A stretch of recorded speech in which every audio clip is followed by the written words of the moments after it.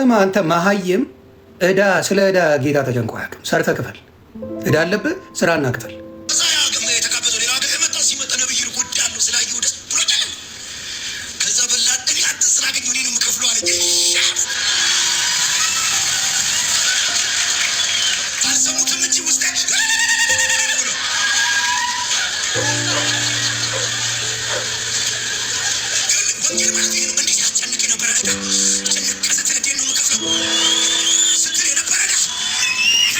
ስማ አንተ መሀይም እዳ ስለ እዳ ጌታ ተጨንቆ አያውቅም። ሰርተህ ክፈል። እዳ አለብህ፣ ስራና ክፈል። እግዚአብሔርን ክፈልልኝ አትልም አንተ ኦዳ። አንተ አጋስስ። ይሄ ወንጌል አይደለም። እዳ ትሰራለህ፣ ገንዘብ ይሰጣል፣ ትከፍላለህ።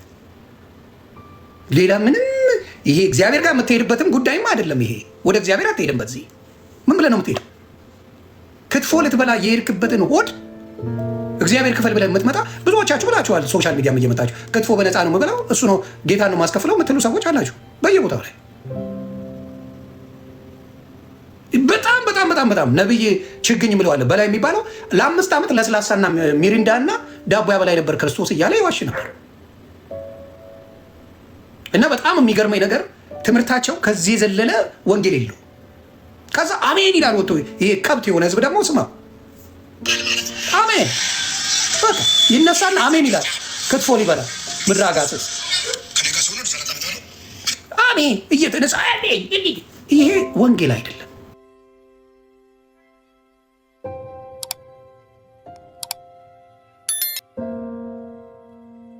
ስለ ታቦት የተጻፈ ነገር የለም የሚሉ ጴንጤዎች አሉ።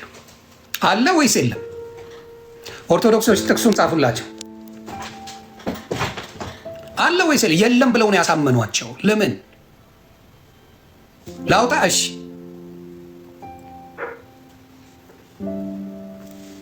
ላውጣ። ታፕታፕ ኮፒ ሊንክ ዕብራውያን ላይ መሰለኝ፣ ወይም ደግሞ ዕብራውያን ላይ ነው የሚመስለኝ።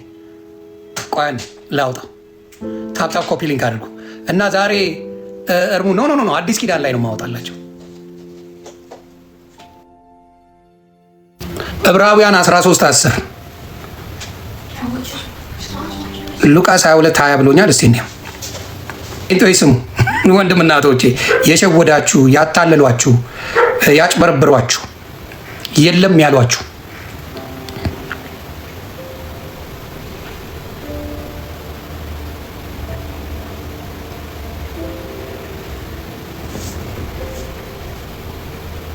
ኖ ታቦት ቃል በቃል የሚለዋል 9:4 ዕብራውያን ታንክ ዩ ቃል በቃል ታቦት የሚላለን ይኸው ዕብራውያን 9:4 አንብቡ። የለም ብላችሁ ለብዙ ዘመን ላታለሏችሁ ዕብራውያን 9:4 ምን ይላል? በዚያም ወቅት የወርቅ ማዕጠንት ነበረ፣ ሁለንተናዋን በወርቅ የተለበጠች የኪዳን ታቦት፣ በእርሷም ውስጥ መና ያለባት የወርቅ መሶብና የበቀለች የአሮን በትር የኪዳኑን ጽላት ነበሩ ይላል። አያችሁ? በዚያም ወቅት በዚያም ውስጥ ነው የሚለው እዚህ ጋር። በዚያም ውስጥ የወርቅ ማዕጠንት ነበረ፣ ሁለንተናዋን በወርቅ የተለበጠች የኪዳን ታቦት፣ በእርሷም ውስጥ መና ያለባት የወርቅ መሶብና የበቀለች የአሮን በትር የኪዳኑን ጽላት ነበሩ ይላል።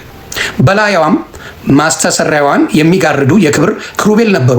ስለነዚህ ስለ እያንዳንዳቸው ልነግር አሁን አልችልም ይላል። ይኸው ምን ይላል? ይህም እንደዚህ ተዘጋጅቶ ሳለ ካህናት አገልግሎታቸውን እየፈጸሙ ዘወትር በፊተኛው ድንኳን ይገቡበታል።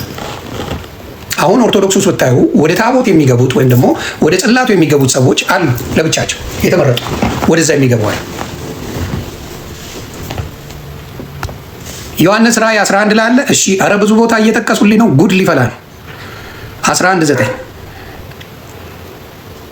ዮሐንስ ራእይ 11:9 ምን ይላል? ከወገኖችና ከነገዶችም ከቋንቋዎችም ከአሕዛብም የሆኑ ሰዎች 3 ቀን ተኩል በድናቸውን ይመለከታሉ። በድናቸውም ወደ መቃብር ሊገባ አይፈቅዱም። ምን 19 ነው? ኦኬ ሶሪ 19 በሰማይም ያለው የእግዚአብሔር 11:19 በሰማይም ያለው የእግዚአብሔር መንፈስ መቅደስ ተከፈተ፣ የኪዳኑም ታቦት በመቅደሱ ታየ፣ መብረቅና ድምፅም ነጎድጓድም የምድር መናወጥ ታላቅም በረዶ ሆነ ይላል።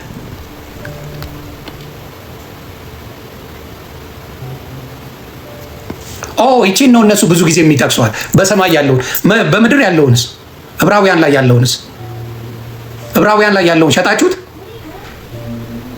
ሸጣችሁት ወይ ሸጣችሁት? ዕብራውያን ይኸው የሚለውን ይሁ ምን ይላል እስቲ ዕብራውያን 9 ላይ የሚለውን እንስማ እስቲ 9:4 ላይ 9:4 ምን ይላል? በዚያም ውስጥ የወርቅ ማዕጠንት ነበረ፣ ሁለንተናዋን በወርቅ የተለበጠች የኪዳን ታቦት፣ በእርሷ ውስጥ መና ያለባት የወርቅ መሶብና የበቀለች የአሮን በትር የኪዳኑም ጽላት ነበሩ። በላዩም ማስተስረያውን የሚጋርዱ የክብር ክሩቤል ነበሩ። ስለነዚህም ስለ እያንዳንዳቸው ልነግርህ አሁን አልችልም አለ። ነበረ ነዋ ስለሚል ነው። ከ3 ልጀምርላችሁ፣ አይዟችሁ።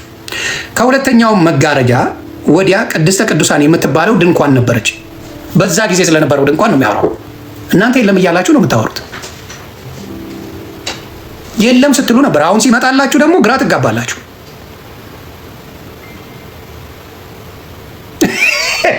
እባክሽ ሰላም መሐመድ ተይ፣ እናቱ አንቺ ተይው፣ በጌታ በኢየሱስም ተይ፣ አንቺ ተይው።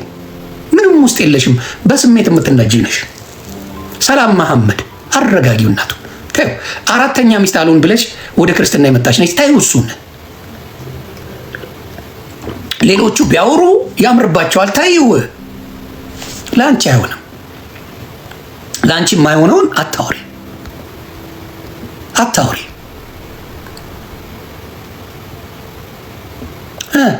የለም አላችሁ እኮ ተይ እንጂ ነው። አልቦልካትም ነው ስድብ ስለማትሳደብ አልቦልክም። እኔ አጸያፊ ስድብ ከሌለ እኔ አልቦልክም። በእስልምና እንኳን ካባ የሚባል አለ። በእስልምና ለኢብራሂም ወይም ለአብርሃም ከበረዶ የነጣ ካባ ተሰጥቶታል ይላሉ ራሳቸው። ካባ አለ በእስልምና ራሱ አለ። ለሙሴ ኦርቶዶክስ ስትል ወይም ክርስትና ለሙሴ ተሰጥቶታል ሲባል የሙስሊሞች ደግሞ ለአብርሃም ወይም ለኢብራሂም ተሰጥቶታል ተብሎ ኮፒ ፔስት አለ። እንደዛ ነገሮች አሉ። የስራው ባህሪ አይደል? አንዳንድ ነገር ትኮራረጅ የለ እንደዛ ነገሮች አሉ። ሌላም አለ። ኧረ በደንብ ዕብራውያን ላይ ቆይ በደንብ ላንበው። ይኸውልህ 9ን አንብቡት። ከዛ በኋላ ራእይ 11-19 የምትሉት እዚሁ ላይ 9:9ን ብታነቡ የዕብራውያን ላይ ምን ይል መሰላችሁ? ይህ ለአሁኑ ጊዜ ምሳሌ ነው። እንደዚህም መባና መስዋዕት ይቀርባሉ። ኦርቶዶክስ የምታቀርበው እንደዚህ አይነት መስዋዕት ነው። ምን አለ? ይህም ለአሁኑ ጊዜ ምሳሌ ነው። እንደዚህም መባና መስዋዕት ይቀርባሉ። እንደዚህም እስከ መታደስ ዘመን ድረስ የተደረጉ ስለ ምግብና ስለ መጠጥም ስለ ልዩ ልዩ መታጠብም የሚሆኑ የሥጋ ስርዓቶች ብቻ ናቸውና የሚያመልከውን በሕሊና ፍጹም ሊያደርጉት አይችሉም። ስለዚህ ይሄ አሁንም ድረስ የሚደረግ የክርስቶስን ነገር የሚደረግበት ምሳሌ እንደሆነ አሁን ድረስ አለ። ቀንጭባችሁ የምታነቧን ነገር አሰቃያቻችሁ። በመጀመሪያ ደረጃ ታቦትን እናንተ አታምኑ። የታቦት እምነት አልነበራችሁም በፊትም። እኔ ስለ እግዚአብሔር የሚባል ነገር ብዙ ጊዜ ስትሉ አልሰማም፣ በኢየሱስ ስም እንጂ የእግዚአብሔርን ስም ሙሉን እንኳን የምትጠሩ አይደላችሁ። አይደለ? ስታዩት የእግዚአብሔርን ስም ራሱ ብዙ ጊዜ ስትጠሩ አይደለም። መድረክ ላይ ብትመጡ ምን ብላይ እግዚአብሔር ተናገረኝ ብላችሁ የምትዋሹት ውሸት ራሱ እግዚአብሔር የሚናገረው በመልአኩ አድርጎ ነው። ጌታ ኢየሱስ የሚናገረው በመላእክቶች አድርጎ ነው የሚናገረው። እናንተ በድፍረታችሁ እኮ እግዚአብሔር ተናገረኝ ብላችሁ መድረክ ላይ የምትዋሹ ሰዎች ናቸው። የትኛው ትንቢታችሁ ነው የሰራው? ስለዚህ ስለ ታቦት እንኳን መጽሐፍ ቅዱስ የሚለውን እንኳን አይሰሙም። ምን ይል መሰላችሁ? ወደ ታችም መውረድ ትችላላችሁ። ሐዋርያት ሥራን በደንብ ብታነቡት ምዕራፍ 9 ጀምሮ ምን ይላል?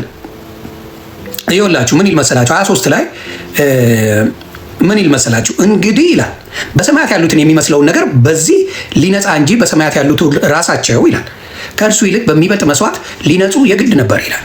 ክርስቶስ በእጅ ወደ ተሰራች የእውነተኛይቱ ምሳሌ ወደምትሆን ቅድስት አልገባምና፣ ነገር ግን በእግዚአብሔር ፊት ስለኛ አሁን ይታይ ዘንድ ወደ እርሷ ወደ ሰማይ ገባ።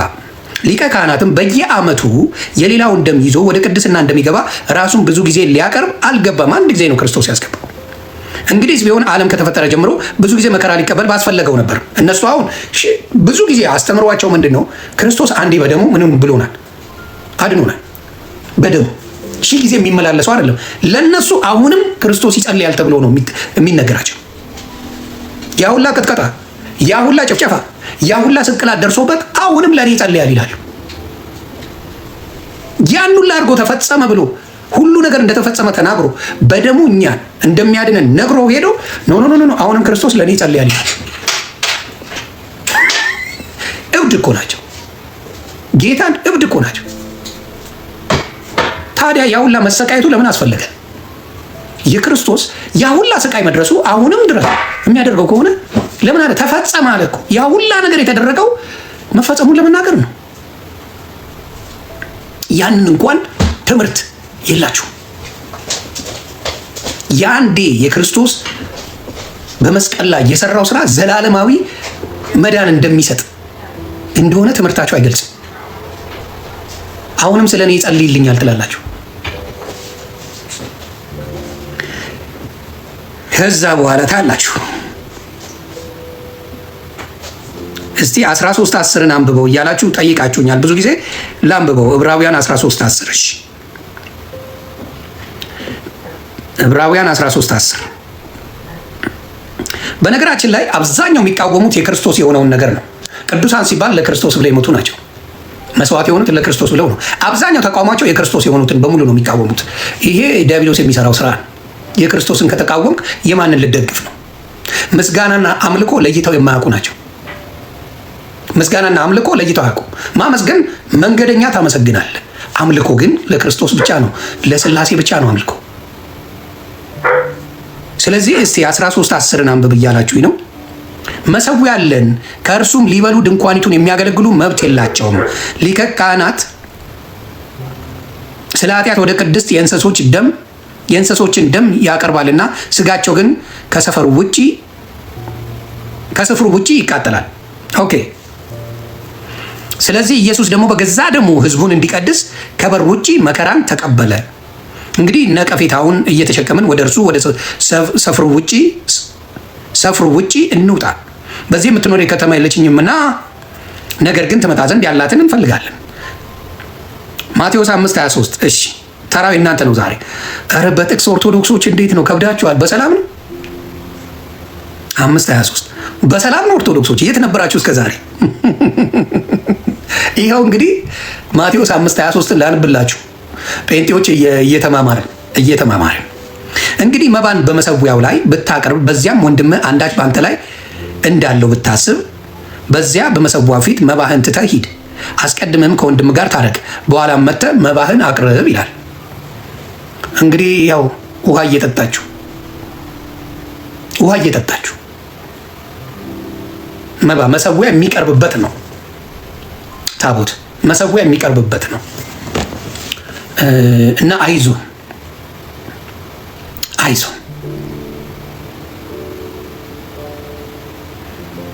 እና ብዙ ጊዜ ላይ ባለው ጥያቄ ብዙ ጊዜ የመከላከል ስራ መስራት ለክርስቶስ ጠበቃ የሆኑ ይመስላቸዋል። በጣም ከሚያሳዝኑ ነገራቸው ምንድን ነው? ለክርስቶስ የሆኑትን እየተከላከሉ ነው፣ አላወቁትም። ለክርስቶስ ሆነው የተሰዋሉ፣ ለክርስቶስ ብለው የተሰዋሉ። የክርስቶስን ጥምቀት ይቃወሙታል ማለት ጥምቀት አያድንም ብለው ያምናሉ። ያ ማለት ተቃውሞ ነው። ያመነ የተጠመቀም ይድናል። አብዛኛዎቹ ካያችሁ አምነው ተጠምቀዋል። ወዲያ አምኖ ቆይ ትንሽ ልቆይ ብሎ የቆየ መጽሐፍ ቅዱስ ላይ አንድ ሰው አታመጡ። የሚያመጡት አንድ ውሸት፣ ኢየሱስ ክርስቶስ ኃጢአትን እንደዚሁ ያስተሰርያል አይደለ?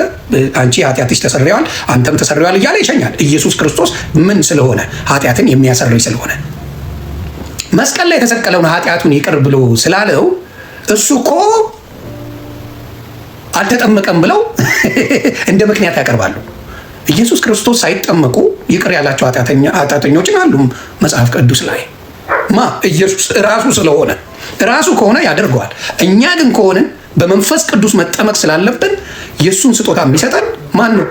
ክርስቶስ ነው። ጥምቀቱ ነው። በመንፈስ ቅዱስ ያጠምቃቸዋል ከኔ በኋላ የሚመጣው ብሎ ማን ተናግሯል? ዮሐንስ ተናግሯል። በመንፈስ ቅዱስ እኔ በኋላ ማጠምቃቸው በመንፈስ ቅዱስ ለመጠመቅ ነው።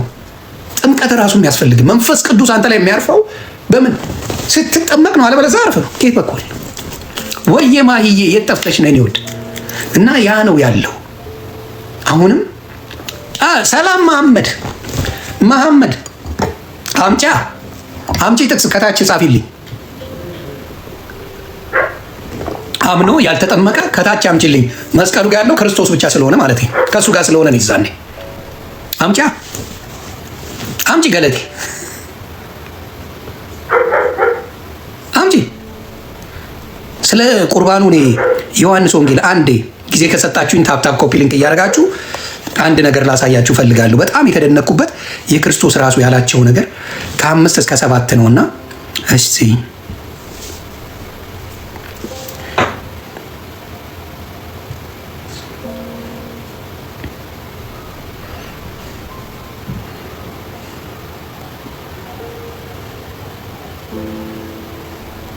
አንዴ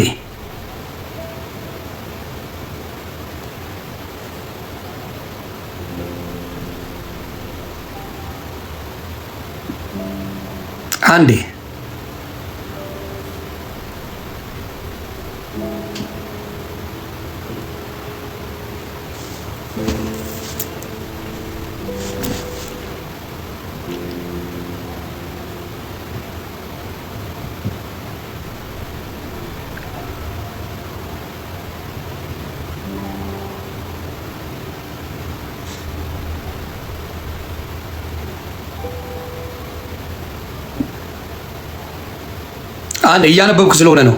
በጌታ ጃን 6:6-66 ቴንክ ዩ አንዴ በጣም የምወደው ነገር ነበረ። አዎ ምን አለ መሰለ፣ በጣም ደስ የሚል ንግግር ነው። ጥምቀት ከሌለ መዳን እንደሌለ የምነግራችሁ ከመጽሐፍ ቅዱስ ነው። ገብቶኛል። ከ5 እስከ 7 በጣም ሳነበው የነበረ ነውና ዮሐንስ ወንጌል ምዕራፍ 6 ብርክ በሉልኝ። ከቁጥር 60 ጀምሮ ነው ማነብላችሁ። ስሙት በደንብ አድርጋችሁ። ይህንን ቃል ለፕሮቴስታንት ወንድምና እህቶቼ ነው። በጣም አድርጋችሁ አነቡ። ምን ይላል መሰላችሁ? ከደቀ መዛሙርቱም ብዙዎቹ በሰሙ ጊዜ ይህን የሚያስጨንቅ ንግግር ነው፣ ማን ሊሰማው ይችላል አሉ። ምን ብሎ እያስተማረ ነው መሰላችሁ? ሰው ዳግመኛ ካልተወለደ ብሎ ምንድን ነው? ምን ይላል መሰላችሁ? አረ ከላይ ነው መጀመሪያው። ምን ይላል? ዮሐንስ 6:47 ጀምሮ ላነበው። እውነት እውነት እላችኋለሁ በእኔ የሚያምን የዘላለም ሕይወት አለው። የሕይወት እንጀራ እኔ ነኝ። ስሙ፣ የሕይወት እንጀራ እኔ ነኝ። አባቶቻችሁ በምድረ በዳ መና በሉ ሞቱ። መና በሉ፣ ቡሌ ነው። መና ማለት ቡሌ ነው፣ ምግብ ነው። በሉ ሞቱ። ሰው ከእርሱ በልቶ እንዳይሞት ከሰማይ አሁን የወረደ እንጀራ ይህ ነው። ሰው ከእሱ በልቶ እንዳይሞት ከሰማይ የወረደ እንጀራ ይህ ነው ይላል። ኢየሱስ ክርስቶስን ማለት ነው። ከሰማይ የወረደ ሕያው እንጀራ እኔ ነኝ። ሰው በዚህ እንጀራ ቢበላ ለዘላለም ይኖራል። እኔ ስለ ዓለም ሕይወት የምሰጠው እንጀራ ስጋዬ ነው። ስሙ፣ ስጋዬ ነው። ምን ብሎ ተናግሯል? ስጋዬን ነው ብሎ ተናግሯል። እንግዲህ አይሁድ ይህ ሰው ስጋውን ልንበላ ይሰጠን ዘንድ እንዴት ይችላል ብለው እርስ በርሳቸው ተከራከሩ። ስለዚህም ኢየሱስ እንዲህ አላቸው፣ እውነት እውነት እላችኋለሁ የሰውን ልጅ ስጋ ካልበላችሁ ደሙንም ካልጠጣችሁ በራሳችሁ ሕይወት የላችሁም። ደግሜ አነበዋለሁ። ስለ ቁርባን ነው የሚያወራው። ምን ይላል? ስጋዬን ያልበላ ደሜን ያልጠጣ የዘላለም ሕይወት የለውም ነው የሚለው። በደንብ ስሙ። ስለዚህ ኢየሱስ እንዲህ አላቸው፣ እውነት እውነት እላችኋለሁ የሰውን ልጅ ስጋ ካልበላችሁ ደሙንም ካልጠጣችሁ በራሳችሁ ሕይወት የላችሁ። ይህን የሚለው ራሱ ኢየሱስ ክርስቶስ ነው። ሌላ ሰው ቢል ኖሮ ምን ታደርጋላችሁ? አይ አልሰማውም ነው ጳውሎስ ነው ወይም ዮሐንስ ነው ወይ ሉቃስ ነው ብላ ልተወው ትችላለህ። ክርስቶስ ነው የሚለው። ከዛ ይቀጥላል። ስሙ በደንብ ደሙንም ካልጠጣችሁ በራሳችሁ ሕይወት የላችሁም። ስጋዬን የሚበላ ደሜንም የሚጠጣ የዘላለም ሕይወት አለው፣ እኔም በመጨረሻው ቀን አስነሳዋለሁ። ምን ማለት ነው?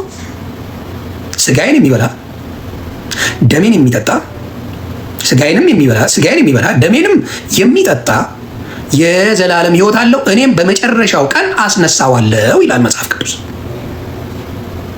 ስጋዬ እውነተኛ መብል ደሜም እውነተኛ መጠጥ ነውና ይላል መጽሐፍ ቅዱስ። ስለዚህ እራት ላይ አድርጎ ሲነግራቸው የነበረው ይህንን ነበር። ስጋዬን የሚበላ ደሜን የሚጠጣ የዘላለም ሕይወት አለው። ይሄ መጽሐፍ ቅዱስ ነው የሚለው። ይሄን ይደብቋቸዋል፣ አያስተምሯቸውም፣ አይነግሯቸውም። ቁርባን የዘላለም ሕይወት ነው። መጽሐፍ ቅዱስ ነው። ዮኒ ማኛ ምንም አድርጎ አያወራም። ከዛ ምን ይላል? ስጋዬን የሚበላ ደሜንም የሚጠጣ የዘላለም ሕይወት አለው፣ እኔም በመጨረሻው ቀን አስነሳዋለሁ። ስጋዬ እውነተኛ መብል ደሜም እውነተኛ መጠጥ ነውና ስጋዬን የሚበላ ደሜንም የሚጠጣ በእኔ ይኖራል፣ እኔም በእርሱ እኖራለሁ። ሕያው አብ እንደላከኝ እኔም ከአብ የተነሳ ሕያው እንደምሆን እንዲሁ የሚበላኝ ደግሞ ከእኔ የተነሳ ሕያው ይሆናል። ከእኔ የተነሳ ሕያው ይሆናል። ከሰማይ የወረደ እንጀራ ይህ ነው። አባቶቻችሁ መና በልተው እንደሞቱ አይደለም። ይህ እንጀራ የሚበላ ለዘላለም ይኖራልና። በቅርብ ፍርናሆም ሲያስተምር ይህን በምኩራብ አለ። ከደቀ መዛሙርቱም ብዙዎቹ በሰሙ ጊዜ የሚያስጨንቅ ንግግር ነው፣ ማን ሊሰማው ይችላል አሉ። ለምን? ብዙ ጊዜ የክርስቶስ ምሳሌ የሚያስተምረው ክርስቶስ የሚነግራቸው ውስጥብ ነው የሚልባቸው። ታስታውሱ እንደሆነ ይህን ቤተ መቅደስ አፍርሼ በ3 ቀን አስነሳዋለሁ ብለዋል። ያንን እነሱ የመሰላቸው 46 ዓመት የፈጀውን ቤተ መቅደሳቸውን ሰባብሮት እንደ አዲስ እሰራዋለሁ ያለን የመሰላቸው። እሱ የሚያወራው ስለ ሕይወት ነው። ሞቼ እነሳለሁ በ3ኛው ቀን አድናቸዋለሁ ነው የሚለው። እነሱ ውስጥ ያለውን ነገር ነው እየተናገረ ያለው። ይህንን አይልም። ከዛ እንቀጥለዋለን። እንግዲህ ከዛ ምን ይላል? ኢየሱስ ግን አለ ከደቀ መዛሙርቱም ብዙዎቹ በሰሙ ጊዜ ይህ የሚያስጨንቅ ንግግር ነው፣ ማን ሊሰማ ይችላል? ኢየሱስ ግን ደቀ መዛሙርቱ ስለዚህ እንዳንጎራጎሩ በልቡ አውቆ አላቸው፣ ይህ ያሰናክላቸዋልን አለ። እንግዲህ የሰው ልጅ አስቀድሞ ወደ ነበረበት ሲወጣ ብታዩ እንዴት ይሆናል? ሕይወትን የሚሰጥ መንፈስ ነው፣ ስጋ ምንም አይጠቅምም። እኔ የነገርኳችሁ ቃል መንፈስ ነው ሕይወትም ነው። መንፈስም ነው ሕይወቱም ነው። ስጋውን ስትወስድ የክርስቶስ ኢየሱስን ስጋ ስትወስድ በመንፈስ እንጂ እንደ ምግብ የምጠቀጥቀው አይደለም። በመንፈስ ቅዱስ ተሞልተ ተወስደዋለ። ያ የመንፈስ ሕይወት ይሆናል፣ የዘላለም ሕይወት ይሆናል እንጂ እንደ ሆዳም የምትወስደው አይደለም። ስለዚህ ምን አለ? ነገር ግን ከእናንተ የማያምኑ አሉ አለ። ነገር ግን ከእናንተ የማያምኑ አሉ። ኢየሱስ የማያምኑ እነማን ናቸው? እነዚህ ጴንጤዎች፣ ሉተራውያን አይደሉም። እነዚህ የተመጻደቁት ምንም አያስፈልገንም፣ ጥምቀት ለመዳን አይደለም የሚሉት፣ ቁርባን ለመዳን አይደለም የሚሉ የሚመጻደቁ ሌቦች። ምንድን ነው የሚለው? ነገር ግን ከእናንተ የማያምኑ አሉ። አሁን የሚከራከሩኝ እነሱ ናቸው። ከእናንተ የማያምኑ አሉ። ኢየሱስ የማያምኑትን እነማን እንደሆኑ አሳልፎ የሚሰጠው ማን እንደሆነ ከመጀመሪያ ያውቅ ነበርና እዛ ውስጥ ሆነ። ከዛ ደግሞም ስለዚህ እላችኋለሁ ከአብ የተሰጠው ካልሆነ ወደ እኔ ሊመጣ የሚችል የለም አለ። አብ ነው ይሄን ነገር ሊሰጥ የሚችል፣ ካልሆነ ወደ እኔ የሚመጣ የለም አለ። ከዚህም የተነሳ ከደቀ መዛሙርቱ ብዙዎቹ ወደ ኋላ ተመለሱ፣ ወደፊትም ከእርሱ ጋር አልሄዱም። አብዛኛዎቹ ጥለው ሄደዋል። ኢየሱስም ለ12ቱ ከእናንተ ደግሞ ልትሄዱ ትወዳላችሁን አለ። እናንተስ መሄድ ትፈልጋላችኋል? የቀሩት 12ቱ ብቻ ናቸው። በሙሉ ሌሎቹ ሄዱ። ከዛ እኛስ አንተም የዘላለም ሕይወት ቃል አለህ። ከዛስ እኛስ አንተ ክርስቶስ ሕያው የእግዚአብሔር ልጅ እንደሆንክ አምነናል አውቀናልን ብሎ መለሰለት። ኢየሱስም እኔ እናንተን 12ታችሁ ስለ አስርኮቱ ይሁዳ ተናገረ፣ ከ12ቱ አንዱ የሆነ አሳልፎ የሰጠው ዘንድ አለውና ይላል። የሚከራከሯቸው አብዛኛውን ስታመጡ በክርስቶስ በሆነው ነገር በሙሉ ይከራከሯቸዋል። ይሄ ነገር ከክርስቶስ ጋር ለመዋሃድ ለመኖር የሆናቸው አይሆንም ይላል። መዳን ብቻ አንዴ ተነግሯል። መዳን ብቻ ነው። በወሬ ብቻ ነው መዳን። በእነሱ ሌላ ምንም አያስፈልግም።